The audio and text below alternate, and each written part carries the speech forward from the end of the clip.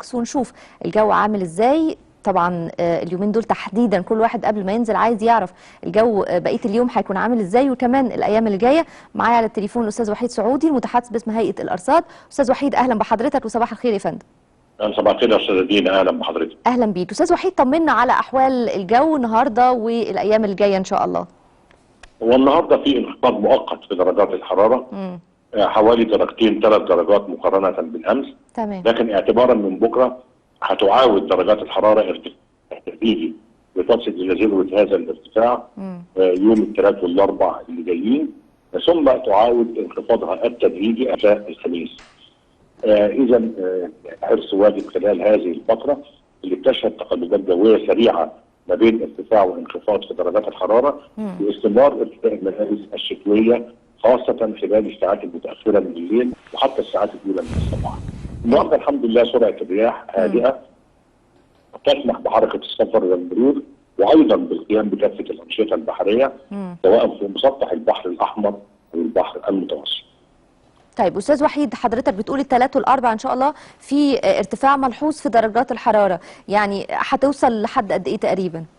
32 درجه 33 تقريبا على القاهره، وده اعلى من المعدل الطبيعي لها خلال هذا الوقت من العام بحوالي 8 درجات تقريبا. فالجو هيكون شديد الحراره فعلا. شديد الحراره الثلاث والاربع، وهتنخفض مره ثانيه من الخميس. مظبوط؟ الخميس اعتبارا بقى من مساء الخميس والجمعه والسبت هتعاود انخفاضها التدريجي مره اخرى. تمام. متوقعين ان الجو ده ما بين يعني انخفاض درجات الحراره قوي وارتفاعها ل 30 و32، يعني متوقعين الارتفاع والانخفاض ده يكون معانا لغايه امتى؟ حاله عدم الاستقرار يعني. يعني على الاقل لمده شهر حضرتك، لان احنا في مرحله انتقاليه ما بين فصل الشتاء الى فصل الربيع. دائما في المراحل الانتقاليه من فصل لفصل بتشهد فيها البلاد تقلبات جويه حاده وسريعه، فلذلك احنا بننصح طبعا بمتابعه كل النشرات الجويه ونهتم اكثر بالظواهر الجويه اكثر من درجات الحراره. الظواهر الجويه زي ايه؟ حضرتك تقصد الناس تهتم بايه تحديدا؟ زي المطر، زي نشاط الرياح، زي العواصفيه، العواصف الترابيه، الشبوره وما شابه ذلك. تمام.